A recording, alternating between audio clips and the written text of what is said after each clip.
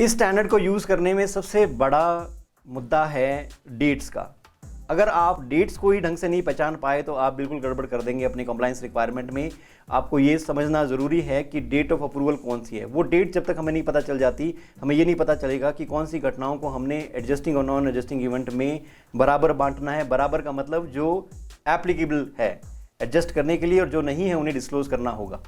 अगर एक ग्राफ के माध्यम से हम देखने की कोशिश करें तो एडजस्टिंग और नॉन एडजस्टिंग इवेंट्स में फ़र्क क्या होगा कि 31 मार्च 2022 को मेरी बैलेंस शीट मुझे प्रिपेयर करनी है।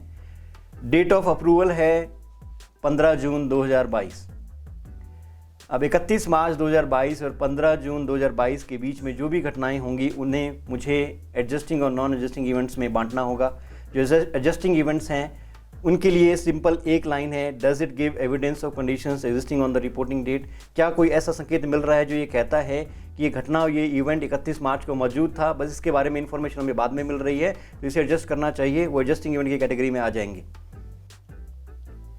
तो सबसे बड़ा मुद्दा तो कस्टमर का ही होता है कि जो बैड डेट लग रहा था, नहीं लग रहा था, बाद में डिक्लेयर कर दी बैंक्रप्सी। ये एक उदाहरण के रूप में हम एडजस्टिंग इवेंट्स में यूज़ करते हैं। नॉन एडजस्टिंग इवेंट में कोई इन्वेस्टमेंट की वैल्यू फॉल कर गई, अब 31 मार्च को ऐसे संकेत आ रहे हैं या ऐसे पता लग ही जाता तो दुनिया उलट से पुलट हो जाती। कई लोग फाइनेंशियल एस्ट्रोलॉजर की तरह उभर के आ जाते। ऐसा संकेत हमें नहीं मिलता है। अगर कोई इन्वेस्टमेंट की कीमत गिर गई है, बढ़ गई है, ये नई इन्फॉर्मेशन है, इसके बारे में कुछ नहीं किया जा सकता 31 मार्च की बैलेंस शीट में। और कई लोगों को ये लगता है कि हम बैलेंस शीट पब्लिश कर रहे हैं दुनिया को ये बताने के लिए कि आप इनके बेसिस पे फैसला ले लो। हम बिल्कुल ऐसा नहीं कर रहे हैं। हम सिर्फ दुनिया को ये कह रहे हैं कि मेरी ये स्थिति है, मेरी बैलेंस शीट ये कहती है, मैंने पिछले साल की एक्टिविटीज़ में ये इवेंट्स और ट्रांजैक्शंस की, उसका लेखा जोखा मैं पीएनएल में बताता हूँ। Statement of changes in equity में मेरा ये पोजीशन है, इतनी शेयर कैपिटल है, इतनी मैंने इशू की, इतनी मैंने बाय बैक की, इतना रिवॉल्यूशन सरप्लस है, इतना मेरे पास फेवरली थ्रू ओसीआई डेट या इक्विटी है। मैं सिर्फ दुनिया को ये बता रहा हूँ कि मेरा ये लेखा जोखा है। आप चाहें तो इनके बेसिस पे प्रेडिक्टिव इंफॉर्मेशन यूज़ कर सकते हैं, फोरकास्ट कर सकते हैं। मैं सिर्फ कंफर्म कर रहा हूं कि मेरे यहाँ जो घटनाएं घटी वो ये थी। मैं आपको बिल्कुल भी उकसा नहीं रहा हूं कि आप इसके बेसिस पे फैसले ले ना ले, आपकी मर्जी है।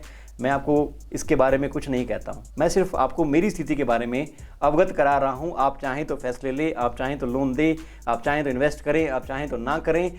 हाथ जोड़ के विनती है कि मेरी तरफ मत देखना कि मैंने कोई गलती की। मेरा काम सिर्फ इतना सा है कि मैं आपको true and fair financial statements present कर देता हूं। एज ए मैनेजमेंट अगर फाइनेंशियल स्टेटमेंट में एरर है, अकाउंटिंग को कंप्लाई नहीं किया गया, लेट पब्लिश की गई, टाइम पे नहीं दी गई, ऑडिटर को भ्रम में रखा, अगर ऐसी चीज़ें एज एन एंटिटी मैं करता हूं तो मैं दोषी हूं। पर अगर मेरी financial statements true and fair picture दे रही हैं, ऑडिटर ने ऑडिट कर दिए, सभी घटनाएं और इवेंट्स मैंने बखूबी भली भांति अकाउंटिंग प्रिंसिपल्स को ध्यान में रखते हुए अगर मैंने पब्लिश की है, तो मैं किसी भी तरीके से दोषी नहीं हूं। जब शुरुआत में ऑडिटिंग प्रोफेशन शुरू हुआ था तो बहुत से लोगों ने ऑडिटर्स पे केस ठोक दिए थे कि आपके ओपिनियन की वजह से हमने इस कंपनी में इन्वेस्ट किया और ये कंपनी तो बेकार निकली, मेरा पैसा डूब गया, आप जिम्मेवार हैं क्योंकि आपके ओपिनियन के बेसिस पे ही मैंने फैसला लिया था। और कोर्ट केसेस चले, कुछ लोगों ने स्यू कर दिया इन ऑडिटर्स को। तो धीरे धीरे ऑडिटिंग प्रोफेशन भी इवॉल्व हुआ, वो भी समझदार हो गए और उन्होंने भी डिस्क्लेमर डालने शुरू कर दिए, negative assurance, positive assurance. Nothing has come to my attention which causes me to believe that financial statements do not give a true and fair view. मेरी नज़र में ऐसा कुछ भी दिखाई नहीं दिया जिसमें कुछ गड़बड़ है। मैं इनकी फाइनेंशियल स्टेटमेंट्स को एक एक करके नहीं जांच सकता हूं। मैं तो सैंपल के बेसिस पे जांचने की कोशिश कर जाता हूं। उस सैंपल में अगर कोई फ्रॉड या कोई एरर डिस्कवर हो गया तो मैं उसे दुनिया के सामने पेश कर दूंगा। पर अब तक की स्थिति ये है कि मेरे सामने ऐसा कुछ भी नहीं आया है। ये होती है, कई बार नेगेटिव एश्योरेंस भी देते हैं, कई बार रीजनेबल एश्योरेंस देते हैं, बिल्कुल ठोक के दावा नहीं कहते हैं कि हाँ ये फाइनेंशियल स्टेटमेंट्स बिल्कुल ट्रू। फेयर का मतलब काउंटिंग टू एवरी पेनी नहीं होता। ट्रू एंड फेयर एक जनरल टर्म है कि आप चाहें तो इनके बेसिस पे फैसला ले सकते हैं। हमारे हिसाब से फाइनेंशियल स्टेटमेंट जो प्रिपेयर की गई हैं वो बिल्कुल ठीक हैं, अकाउंटिंग स्टैंडर्ड्स को कंप्लाई करती है। हमने अकाउंटिंग के मापदंडों पे भी इसको चेक कर लिया है, सारी डिस्क्लोजर्स चेक कर ली हैं और किसी भी मायने में इस फाइनेंशियल स्टेटमेंट में अकाउंटिंग के प्रिंसिपल से ट्रू एंड फेयर प्रेजेंटेशन के पर्सपेक्टिव से कोई भी कमी नहीं है। आप अब चाहें तो फैसले ले सकते हैं।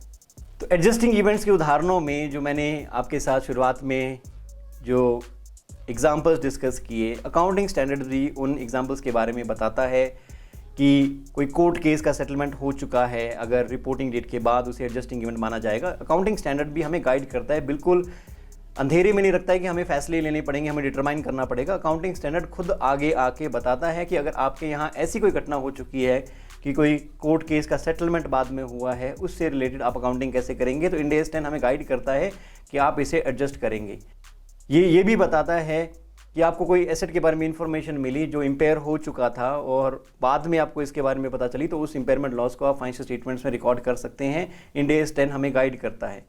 बैंक्रप्सी के बारे में भी बताता है कि कोई कस्टमर बैंक्रप्ट हो गया है, हालांकि एविडेंसेस हैं कि आपने बहुत फ़ोन किए, नोटिस भेजे, कॉल किया, घर भी गए, बहुत बार मिलने की कोशिश की, बट हर बार ऐसा जवाब मिला जिसमें आप ये नहीं भांप पाए कस्टमर बैंक्रप्ट हो चुका है। पर ये सारे संकेत इस बात को स्पष्ट रूप से प्रूव करते हैं कि कस्टमर तो बैंक्रप्ट था 31 मार्च से पहले ही, पर दुनिया को सिर्फ बाद में उसके बारे में पता चला जब उसने दिवालिया घोषित कर दिया। तो इस केस में भी इंड AS 10 हमें कहता है कि हम एडजस्ट कर सकते हैं। इन्वेंट्रीज़ के बारे में अगर हमें कीमतें बाद में पता चलती है, उन्हें भी एडजस्टिंग इवेंट माना जाएगा और उन्हें हम अपने राइट डाउन ऑफ इन्वेंट्रीज़ में इंक्लूड कर सकते हैं, अपने P&L में, और अपनी बैलेंस शीट में इन्वेंट्रीज़ को कम कीमत पे लिख सकते हैं। कई बार ऐसा होता है कि हमने कोई एसेट खरीद लिया है, बेच दिया है, बट उसके बारे में अभी प्राइसिंग की डिटर्मिनेशन होना बाकी है। वो 1-2 दिन का समय लग जाता है। अगर 31 मार्च से आगे वो खिसक गया है वो फैसला, तो भी इस बेचने या खरीदने को एडजस्टिंग इवेंट माना जाएगा। हमारी फाइनेंशियल्स में इसको रिकॉर्ड किया जाएगा।